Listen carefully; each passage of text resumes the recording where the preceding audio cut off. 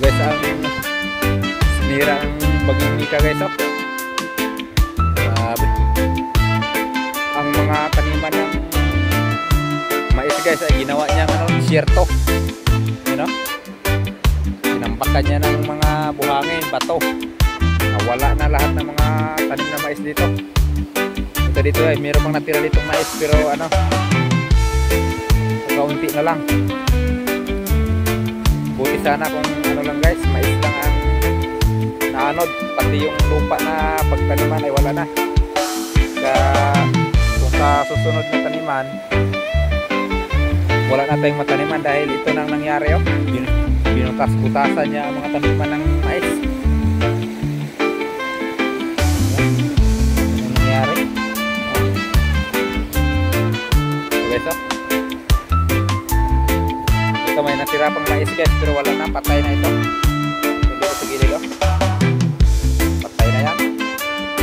Hindi na nabubuhay. Ayan guys.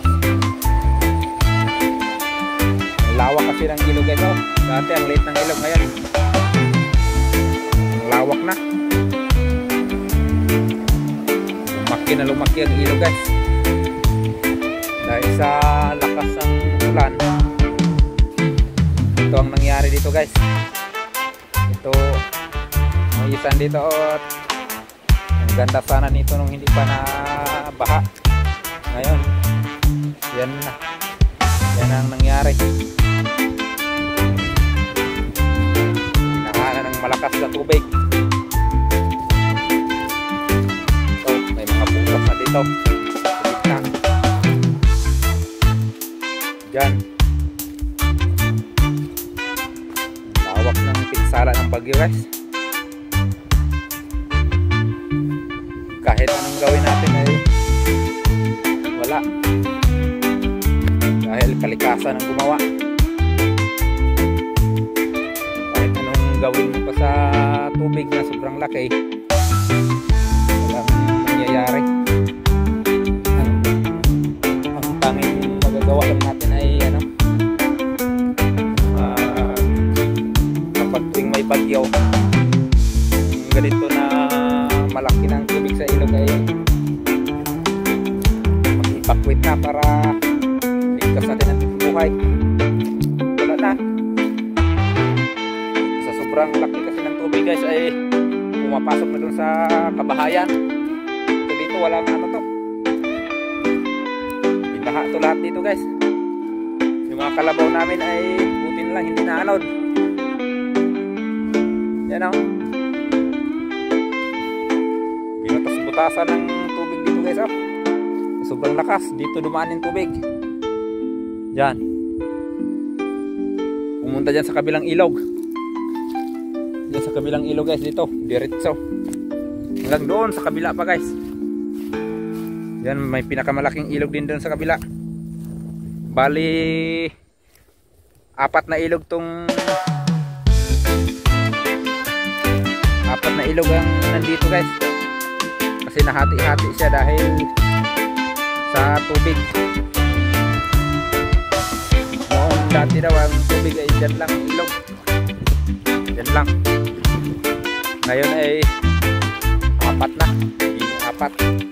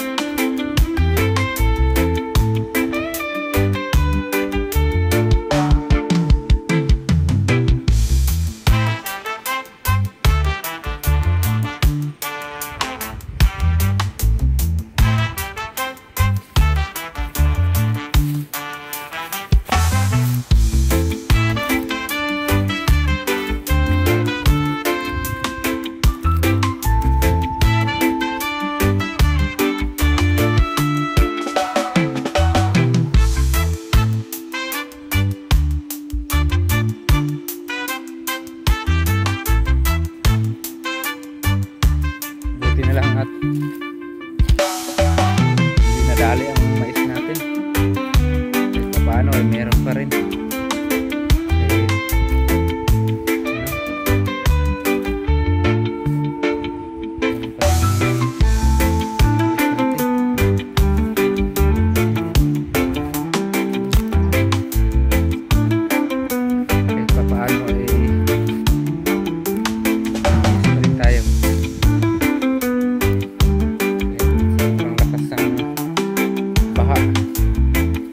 Salamat pa rin tayo sa Panginoon.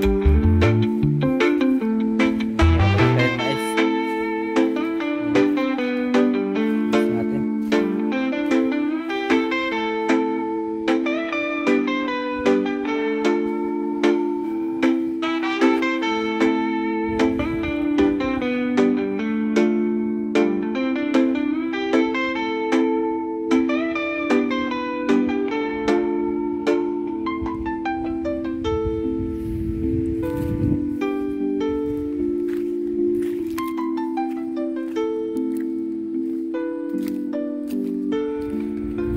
Diyan dumaan ang tubig ko. Sira na ating maisan. Taniman ng mais. Nililong bato. Dahil sa baha.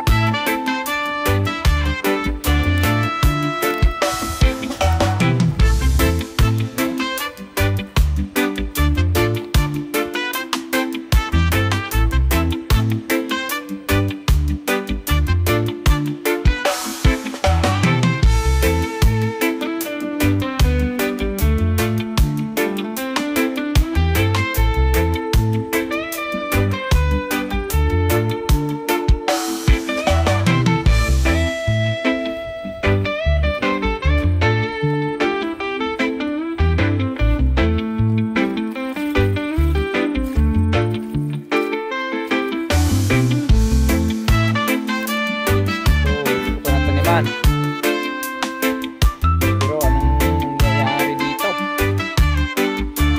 Ayan.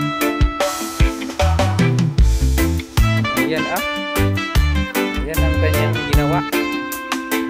Ginawa niyang ilog ang taniman natin. Ayan.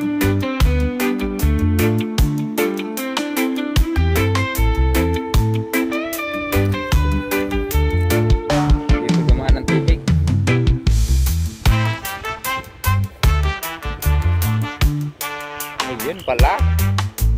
Dito, tumakay. Tubig.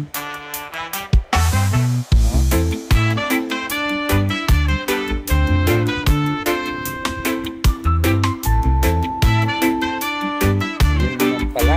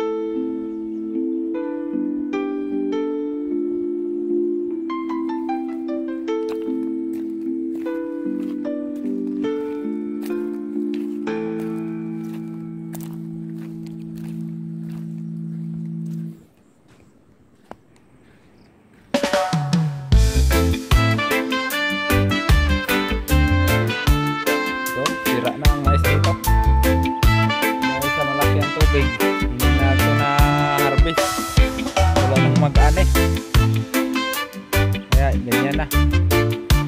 Oh, sira ng mais. So, sobrang pagkalugi ng mga magsasaka sa tubig. Ayan na.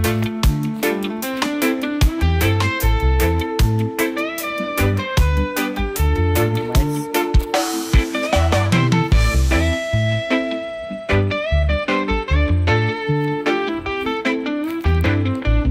Ito, magiging buhangin. Oh, napakapino.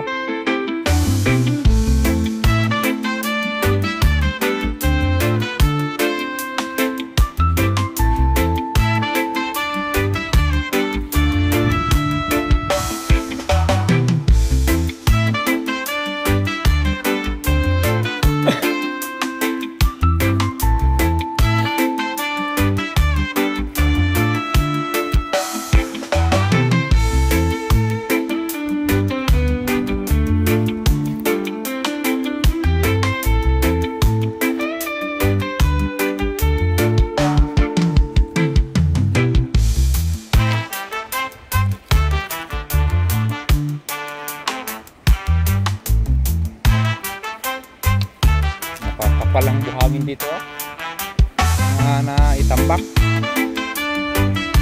kurang kapal, pang construction to guys, pang finishing. So, ganda, isa lang maibinta.